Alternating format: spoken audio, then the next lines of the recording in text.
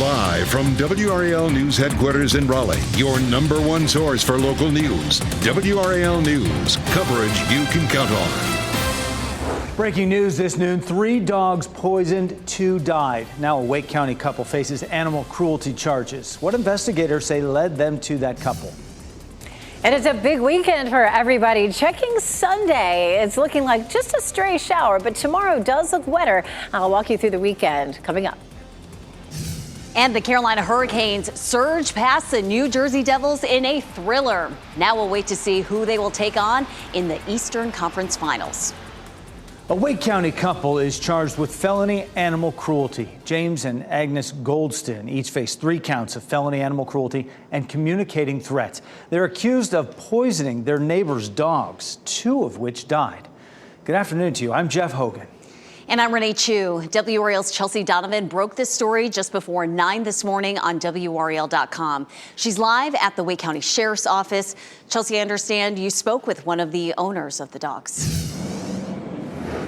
Yeah, Renee, this is a case that's well over a year in the making, according to Phil and Jessica Ridley, who I interviewed. They had been hoping for the past year that their neighbors, James and Agnes Goldston, would be arrested for allegedly poisoning their 3 dogs, and those arrests came late last night. Now, this is the couple here, James and Agnes Goldston. Both were charged with 3 counts of animal cruelty and communicating threats. The Wake County Sheriff's Office confirmed that all this started with a dispute between the Goldstons and the Ridleys, who live in the Black Horse Run community that's up in North Raleigh. The Ridleys allege that the Goldsteins poisoned their 3 dogs with antifreeze. 1 dog, Brown, died in July of last year. 1 died this past Sunday, and the 3rd dog was hospitalized on Monday, but that dog has survived. Now, the family says the Goldstons would poison squirrels, and then the dogs would eat the squirrels that contained antifreeze. They tell me this all started because the Ridleys were putting in a new driveway that the Goldstons felt was an eyesore. It's traumatizing when you have a dog that is so loving and caring 1 minute, and then 12 hours later he can't get up and season and collapsing due to these chemicals. Now, the Wake County Sheriff's Office told me that all 3 of these dogs were evaluated by 3 different vets, and all of those vets confirmed that the dogs were in fact poisoned. Now, the Goldstons each received $30,000 bond. They bonded out late last night. According to their bond requirements, they're not allowed to have contact with the neighbors at this time. Back to you. It is just awful that a neighbor's dispute could lead to something like this. Chelsea Donovan, live in Raleigh. Showers and storms in the forecast for tomorrow as a cold front moves through. And Elizabeth Gardner is in the WRAL Severe Weather Center with a look at when those storms will come through the area. Here's a look at the big picture. We're nice and dry right now. Beautiful sunshine right to our west. We have some showers and thunderstorms that have started to develop underneath this warm front. This whole system will swing eastward, and the cold front will drop across our area tomorrow, bringing us a chance of showers and thunderstorms. The new runs of the computer models in just the last couple of hours are drier than what I was showing you during our morning news. And so that's good news if you have plans to be outside on Saturday. This is 7 a.m. on Saturday, and we'll roll it through to 10 a.m. And you can see it looks like we may see a little bit of sunshine trying to peek through, but it's not likely to be as clear as it is right now. There's the potential for maybe 1 or 2 tiny showers to pop up, but this morning it looked like we might have a band of just some patchy light rain that moved through. So the models have dried that out a little bit since this morning. At 5 o'clock, we're still dry, but by 7 o'clock, we begin to see a small band of showers and thunderstorms moving across the area. Notice the showers and thunderstorms up to the north between, say, 8 and 10, and those will gradually sink southward across the I-95 corridor through around midnight or so. Right now, it doesn't look like these would be severe, but certainly there would be some heavy rain and some gusty winds along with them, but just not quite reaching severe criteria. So it looks like our best chance of rain is going to be, say, after 7 p.m. up until midnight or the early morning hours of Sunday. And then Sunday will be in between systems. So Sunday's looking good, just a 20% chance. And then Monday looks like it's going to be fairly wet. So your weekend planner will be variably cloudy Saturday. We're looking at scattered thunderstorms in the afternoon. Mother's Day, just an isolated shower if 20% chance. We're going to walk through Mother's Day 2 hour by hour with Futurecast coming up. Elizabeth, thanks. Breaking economic development news this noon hour. VinFast is planning to go public. That's a Vietnam-based electric vehicle manufacturing company planning to build a plant in Chatham County. WRAL's Ken Smith is here now with what this means for that project moving forward. Ken. Yeah, Renee, WRAL TechWire reporter Rick Smith broke this story earlier today. Last month, we reported VinFast is delaying opening plant operations until 2025 at that plant. Well, today, WRAL TechWire confirmed VinFast is planning to merge with a U.S. company that's already traded on the New York Stock Exchange. That means VinFast will start trading publicly through stock offering. No timetable yet for that to happen, though. The company is in the process of building a $4 billion manufacturing plant in Chatham County. Company executives say VinFast will be valued at about $27 billion because of this deal. Now, Rick Smith says this is a crucial step in the process of getting that plant built.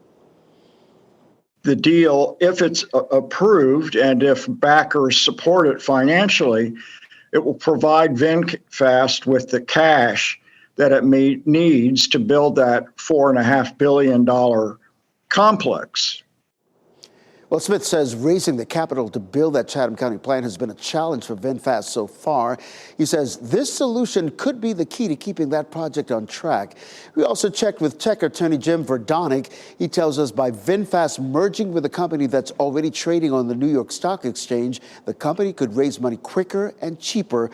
Again, no timetable, but company executives are planning or pointing to the second part of this year. You can read Rick's full story on WRALTechWire.com. Renee? Ken Smith, thank you so much for that update. Let's take a look at stocks now. The Dow Jones Industrial down 85 points. In the red, S&P 500 also down around 15 points, and NASDAQ down 60 points as investors continue to digest economic news this week. And happening right now in the WRAL Live Center, Bishop William Barber and local faith leaders were at the North Carolina General Assembly this afternoon talking about abortion and also poverty in the state of North Carolina. Bishop Barber stood alongside two nonprofits, Repairers of the Breach and North Carolina Poor People's Campaign, to talk about these issues. He says the abortion ban is an attack on democracy on low-income women across North Carolina. He also denounced extremist legislators in Washington, saying when it comes to issues, they are so loud. Folks in Washington are so loud, but when it comes to these specific issues, why are they so quiet? Other pastors alongside Bishop Barber also shared their thoughts, as well as some personal experiences with abortion, many of them saying we need to do better. Thanks, Michelle. Also, tomorrow morning, Governor Roy Cooper and hundreds of supporters will hold a rally for his veto of the bill. 500 people are expected to attend at 10 tomorrow morning at Bicentennial Mall, just outside the legislative building. No North Carolina governor has held a veto rally in the past 27 years. Even though the governor has the power to issue that veto, it may not hold because the GOP has a supermajority. Police in Charlotte are searching for the cause of a crash that injured 4 people, including 2 paramedics. It happened early this morning at the scene of another crash in the northeast part of Charlotte. 2 paramedics were treated and released from the hospital. The patient who is being treated in the ambulance has life-threatening injuries. It's unclear if they were from the initial crash. The driver who crashed into the ambulance also has serious injuries. Authorities in Johnson County are looking for a driver who hit and killed a man riding a bike. This happened late last night on Braswell Road near Smithfield. Highway Patrol says the vehicle that hit him is a blue SUV that may have a broken headlight and other damage. The victim's name has not been released. Carolina Hurricanes are headed to the Eastern Conference Finals, one step closer to the Stanley Cup. The last time they made it to this playoff level, 2019. WRAL's Nia Harden has reaction from fans who are buzzing over last night's win. Canes fans are waking up this morning feeling good because another box is checked. You can see here the boxes that are filled. They are halfway to the Stanley Cup. It takes 16 wins to get there. The team will take a day to rest before they get back to practice Saturday. Video from last night's game shows what happened when they went into overtime. Canes winning 3-2 against the Devils. The win now sends them to the Eastern Conference Finals. They haven't been since 2019. fans believe they can go all the way. This feels incredible for the Canes, for the city of Raleigh. Let's go, Canes! I want Florida. They're a good team, they're a physical team, but I think we can beat them. Now, there's no official schedule, but the Hurricanes will open the conference finals at home against either Toronto or Florida. And they tell us they believe they're going to play Wednesday or Thursday. So you're going to want to make sure to get the WRAL News app so we can let you know when tickets will be available. Nia Harden, WRAL News in Raleigh. Next at noon, memes are not always funny. In fact, we'll show you how some are intended to harm or even threaten national security. Also, employee job satisfaction. How would you rate yours? We'll tell you what a new survey found among U.S. workers.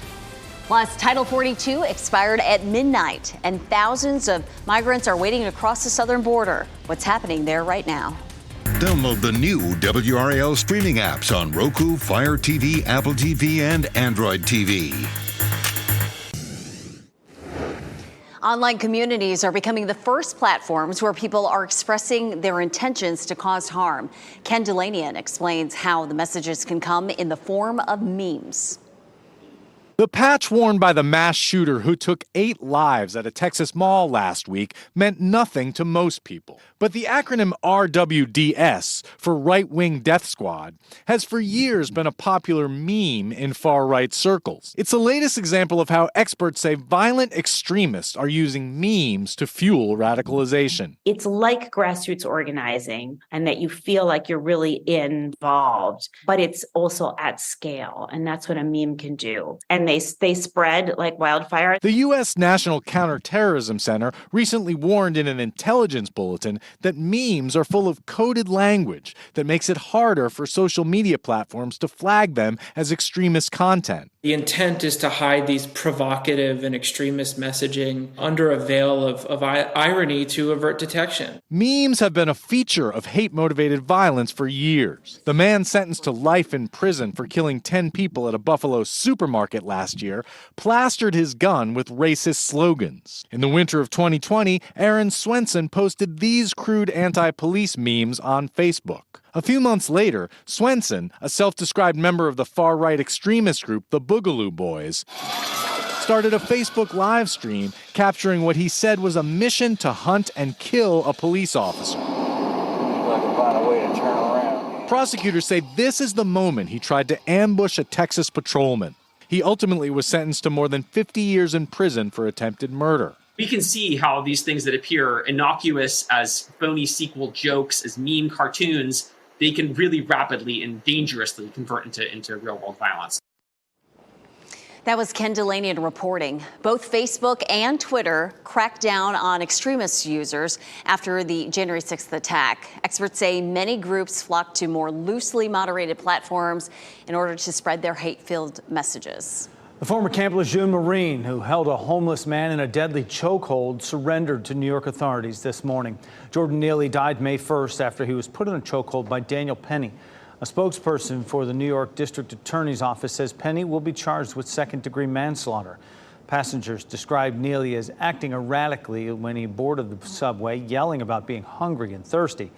Neely was on New York City's top 50 list of homeless people with urgent need before his subway death. 4 students who were murdered at the University of Idaho last year will receive posthumous degrees and certificates during tomorrow's commencement ceremony. Kaylee Gonzalez, Maddie Mogan, Ethan Chapin, and Xana Kernold were found dead in their apartment. Ethan's fraternity is raising more than $125,000 for scholarships. The other families are establishing similar foundations. A family friend of Xana's father says he hopes the diploma will inspire others to continue their education.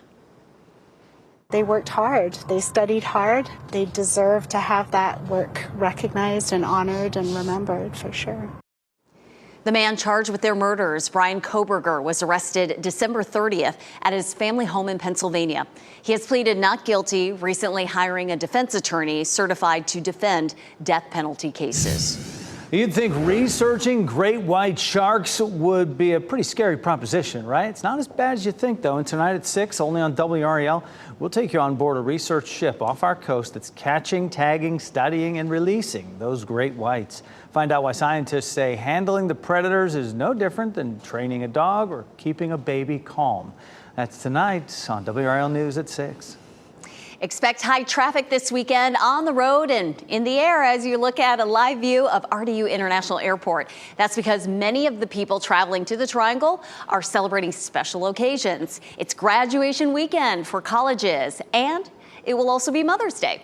RDU expects more than 177,000 travelers to come through the airport from now until Monday.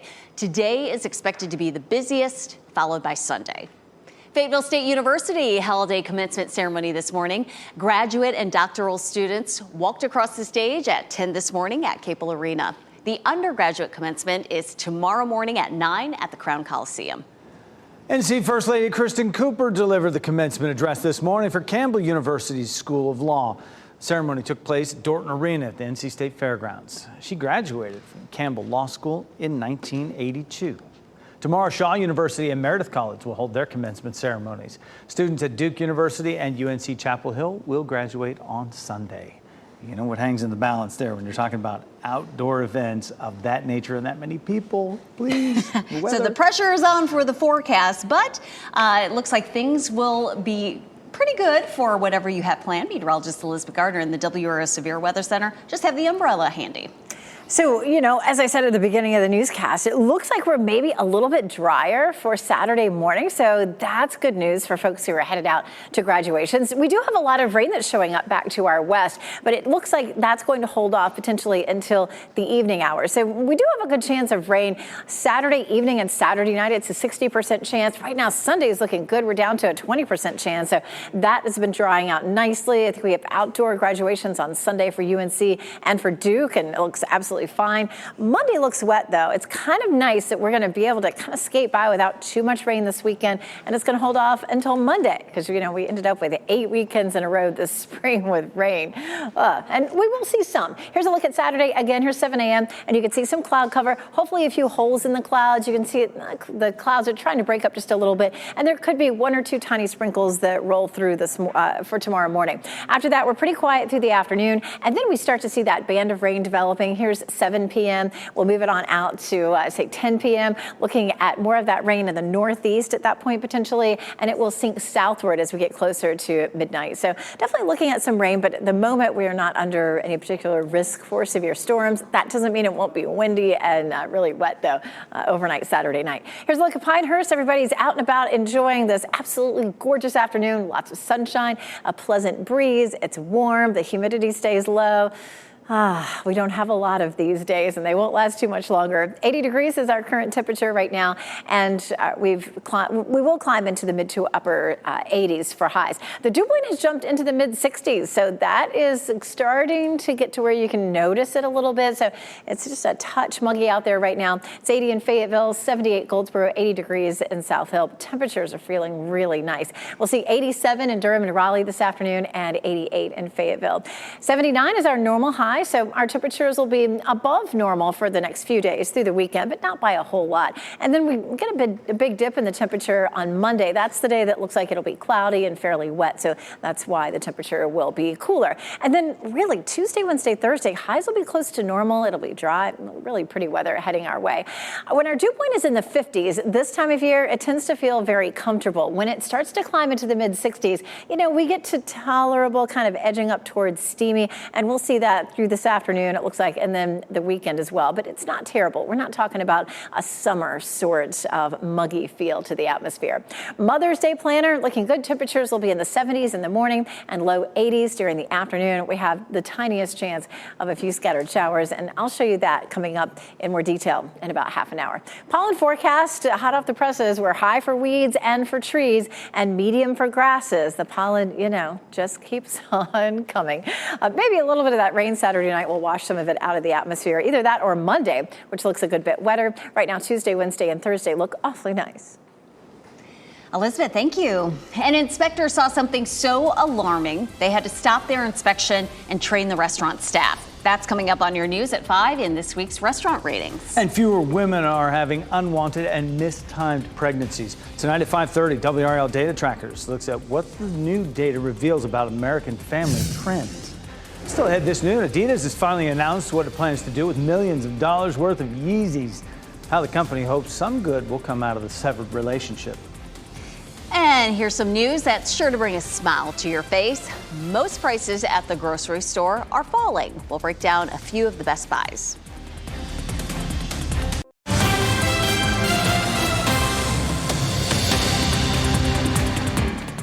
Happening right now in the WRAL Live Center, Twitter officially has a brand new CEO. Elon Musk just naming Linda Yaccarino as the new CEO.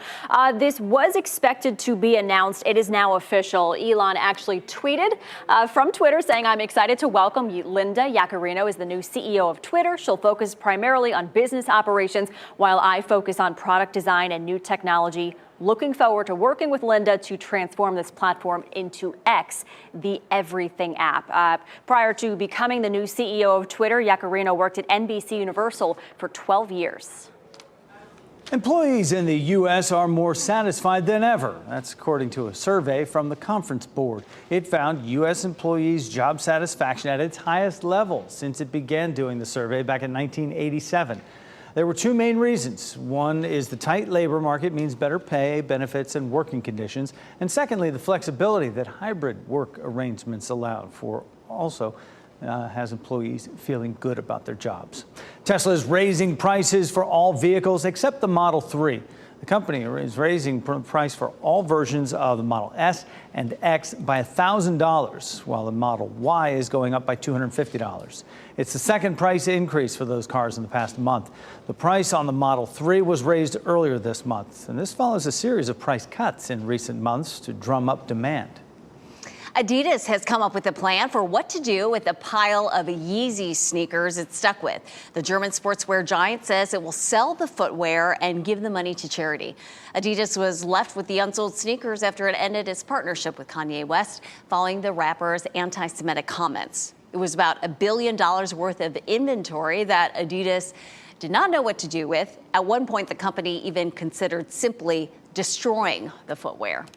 More retailers are adding on charges for returning purchased items. About 40% of retailers had return fees last year compared to 33% of retailers in 2021. Some companies are now charging return shipping fees. Those fees range from about $6 to $8. The additional charges can be waived if returns are made in person. Tinder is updating its community guidelines in a bid to keep the dating app safe and respectful. It'll automatically remove social handles from user bios and discourage them from posting private conversations with their matches on other platforms. Tinder says it's not a place where users should be looking to gain followers on their social channels. You can still share your Instagram profiles with matches using Tinder's Instagram integration. Google's releasing its redesigned Home app to the public. Major changes include a new Favorites tab, camera interfaces, and support for more devices. The new version of the app is now available to all users. Google is also rolling out access to the app on watches starting Monday. Republicans say the expiration of Title 42 threatens chaos at the U.S.-Mexico border. Why the Biden administration says it is playing the hand it was dealt. Plus, of course, we need to protect the First Amendment, respect the First Amendment, but we also have to take extremism seriously. Combating homegrown terrorism, how experts say some online communities are using memes to spread radical messages. First, here's a look at the winning lottery numbers.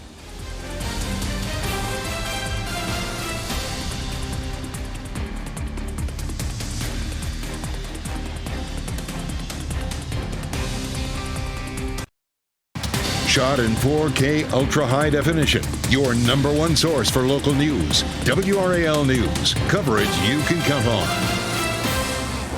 The COVID-era immigration restriction known as Title 42 expired at midnight with thousands of people ready to cross the border into the U.S. Meanwhile, a federal judge in Florida has temporarily blocked a Biden administration policy aiming to speed up the processing of migrants. NBC's Bree Jackson has more from the U.S.-Mexico border. I'm here in El Paso, Texas, one of the border cities that's been bracing for an influx of migrants now that Title 42 has ended. As you can see behind me, that's the border fence between El Paso and Mexico. We haven't seen many migrants coming through this area so far since Title 42 has ended, but that is expected to change. The city does expect an increase. Now, DHS expects about 10,000 people to cross each day now that Title 42 has ended.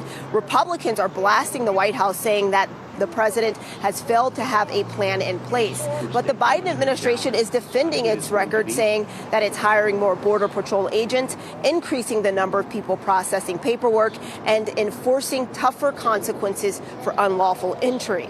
Now that Title 42 has ended, migrants would have to seek asylum in another country before applying here in the U.S. The ACLU filed a legal challenge against the Biden administration's new restrictions, claiming that it places vulnerable asylum seekers in danger.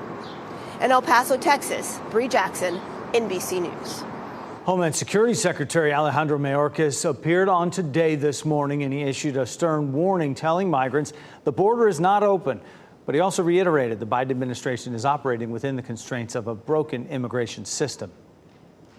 Our system has been broken for more than 2 decades. It was last reformed in the 1990s. So that is the first point. The second point is we have not received from Congress the resources that we need and that we requested. And so we need our immigration system fixed once and for all. The Biden administration plans to roll out a new program for migrant families released in the United States to track them as they go through the deportation process. It would require they stay under home confinement. Police in Hope Mills are investigating a shooting outside a Food Lion grocery store. Michael Grace reports from the WRAL Breaking News Tracker with what he's learned. Yeah, and witnesses tell WRAL that this may have all started from some sort of argument inside the store, and you can still see the damage from last night. Those 2 front windows on the left side of the storefront completely shattered, and they've been working to put up some boards in front of them.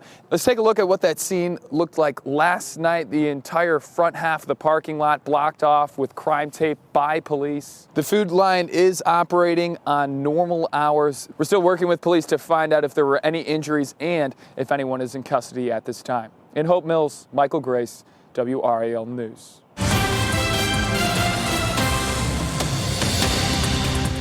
Today's county by county coverage takes us to Edgecombe, Person, and Wilson counties. Let's start in Edgecombe County, where happening right now, people have a chance to get free over-the-counter medicine. The event's happening at the former Edgecombe County Health Department on North Main Street in Tarboro. Cold medicine, vitamins, and other medication are available until 2 p.m. while supplies last. NC Med Assist is hosting that event. If you turn in a book late to the Person County Library, you won't have to worry about late fees anymore. Earlier this week, the library's advisory board voted unanimously to get rid of that fee. The library will continue to have people pay for lost or damaged items. The board also voted to make the library a passport acceptance facility, which would allow you to get your passport photo taken there. In Wilson, about 100 state workers competed to see who is best at operating heavy equipment. It's a fun event. The group participated in the Equipment Operator Training Conference, driving large trucks and other big equipment all through an obstacle course. It's an annual event they call the rodeo. You know, different than a regular rodeo. It's the rodeo. Like that play on the word road. Families from a war-torn country are now here in North Carolina trying to make a home. As part of our series during Asian American Pacific Islander Heritage Month, we focus on refugees from Burma. They're resettling in Orange County, where a community farm is helping them to transplant their tradition of farming. They grew up as a kid all the way until they fled the war as a farmer, and their family passed on farming from generation to generation. So it's just something that they do, and they enjoyed that. Today on WRAL News at 4, I'll introduce you to the nonprofit helping these refugees reconnect with the land, how leaders are providing training and support so the farmers can grow their business and provide for their families. Something we've all been waiting for, price drops on many of the food we buy at grocery stores, ways you can save even more. Plus, for jobs that humans don't want to do, leave it to the robots, how they're revolutionizing recycling.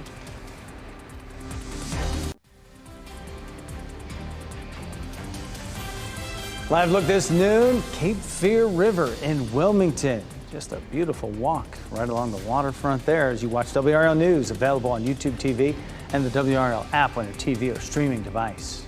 Some very good news this morning for everybody's wallet ahead of those Mother's Day and Memorial Day barbecues on the way. Yeah, maybe you'll want to host a cookout now that the cost of food has dropped for the second straight month, with basics like milk and eggs leading the way, but also a lot of summer staples like hot dogs. NBC's Sam Brock reports on this positive trend. For families who have watched grocery bills take an oversized bite out of their budgets, 509. like Chris Roberts and his 3 kids, the last 2 years have been tough to swallow. We used to spend $30 a day, and now it's closer to 60. But months of double-digit food increases appear to finally be easing. So even not going up anymore, even just stable, does that make a difference? Absolutely. Give some hope. The Bureau of Labor Statistics shows food at home prices fell modestly month to month in March and April, the first time the benchmark has actually come down since September 2020. In South Florida, some parents trying to capitalize ahead of the Mother's Day and Memorial Day holidays. Are you guys planning on having a big family meal? We normally do. I am very much so looking at the buy one, get one ribs behind you. With so many eyeing savings, here are some items in your cart that now cost less. Eggs have cracked their pricing surge, falling 1.5% after a nearly 11% drop the month before. Milk prices are down 2%, the biggest decrease in more than 8 years, and fruits and veggies dipped 0.5%. Thinking about firing up the grill? Barbecue staples like hot dogs are 2.9% cheaper, but ground beef for burgers and chicken are slightly more expensive. Certain areas, certain commodities are still strong. Certain have weakened, such as poultry and pork. Owner John Alfano at Doris's Italian Market in Sunrise, Florida, walking us through your best deals. You mentioned chicken and poultry. Yes. Better value here? Definitely. Compared to beef, poultry is much more reasonable right now. Chicken wings are probably the best bet right now price-wise in the poultry market, and great for grilling. As for key tips to save even more, consider buying the store brand. Winn-Dixie says its private label can be around 20% cheaper. And look ahead of time online at what deals stores are doling out, So like Brianna Williams did. If I had a taste for something, but next week it's going to go on sale, I'll wait and buy it when it's buy one, get one free. That was NBC's Sam Brock reporting. Now, don't forget, you can find local deals from our WRAL Smart Shopper, Faye Prosser. Go to WRAL.com, look for the Consumer tab, and search Smart Shopper. And happening right now in the WRAL Live Center, we have an update to a story that we brought you earlier in the show. The Marine veteran who fatally choked Jordan Neely on a New York City subway did surrender to authorities. He appeared in court and is freed pending trial. Jordan Neely died on May 1st, and a spokesperson for the New York District Attorney's Office says Penny will be charged with second-degree manslaughter. These aren't jobs that people are clamoring for. We've heard lots of cautious tales about the rise of robots, but machines are helping one industry that has struggled with staffing and profitability. And if you're falling short of your daily goal for steps, you might want to try changing your diet. Find out how you can make up for the deficit with a trip to the produce aisle.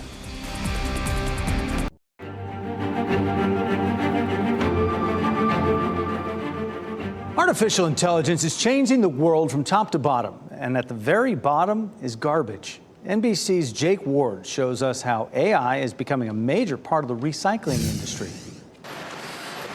At this recycling center in Boulder, Colorado, a blur of hands separates plastic, glass, and paper into over a dozen categories.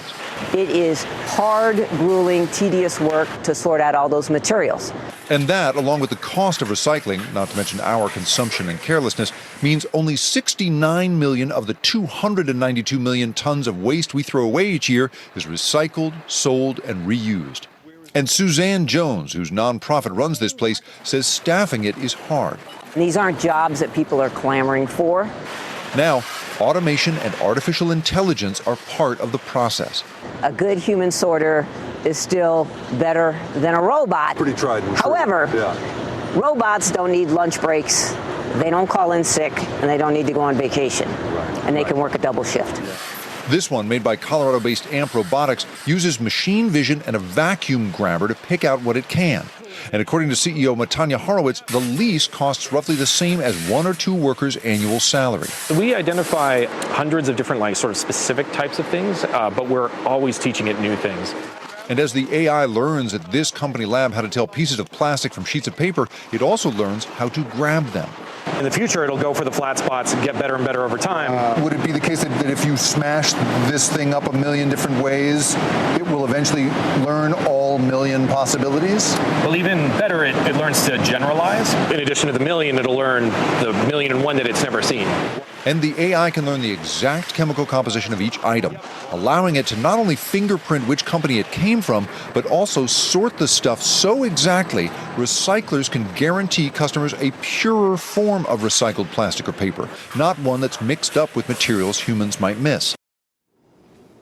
As Jake Ward reporting, and one AI recycling startup is building an algorithm that's capable of recognizing over 90% of recyclables in the waste stream. These businesses say it doesn't mean people will get tossed out of jobs. They say the robots allow people to be moved to safer parts of the operation. A mother's love knows no bounds, and that's true for birds as well. A female osprey was pelted by hail during a storm in Colorado earlier this week.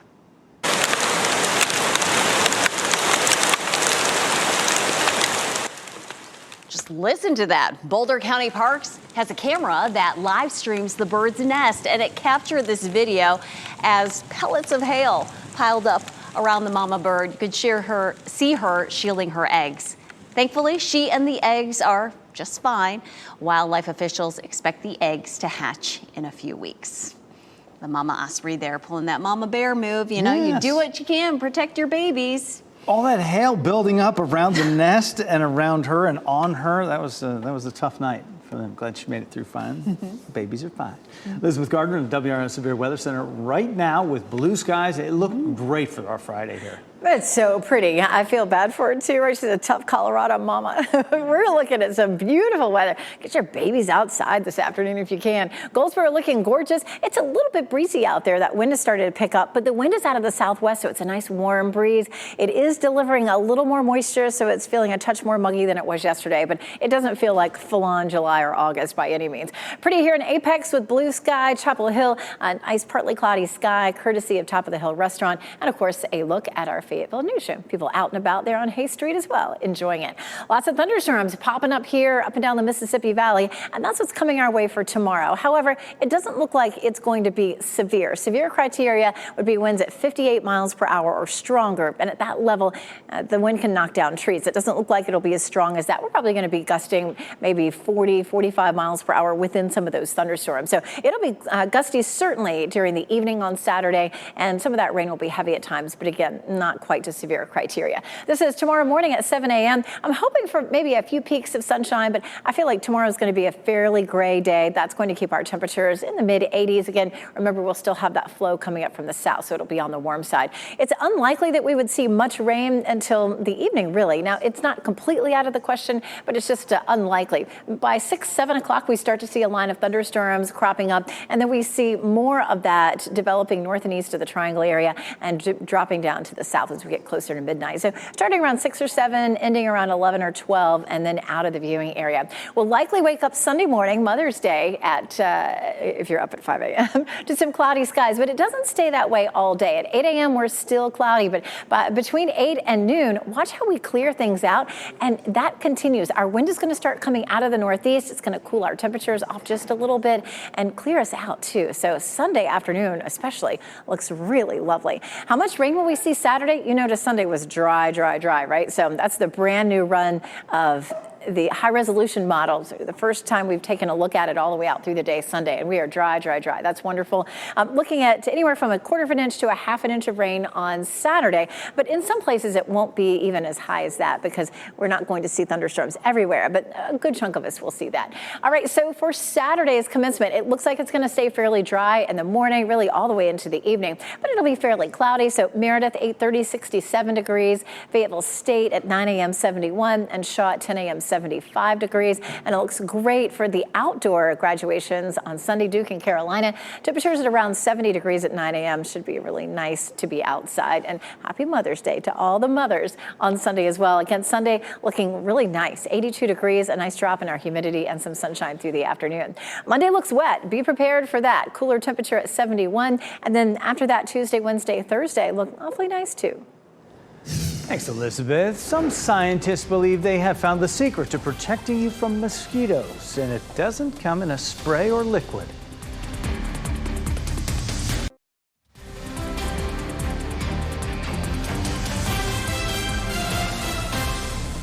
As we wrap things up, we have a look at a few of the headlines we're following for you today. Warrants show a Wake County couple is accused of poisoning their neighbor's dogs. 2 of those dogs died. James and Agnes Goldston are each charged with 3 counts of animal cruelty and communicating threats. The Goldstons each received a bond of $30,000, which they posted last night. Breaking economic development news, VinFast is planning to go public. That's a Vietnam-based electric vehicle manufacturing company planning to build a plant in Chatham County. WRAL TechWire confirmed VinFast is planning to merge with a U.S. company that's already traded on the New York Stock Exchange. Company executives say VinFast will be valued at $27 billion because of this deal. Tomorrow morning, Governor Roy Cooper and hundreds of supporters will hold a rally for the veto of an abortion rights bill. 500 people are expected to attend. It is at 10 o'clock tomorrow morning at Bicentennial Mall, just outside the legislative building.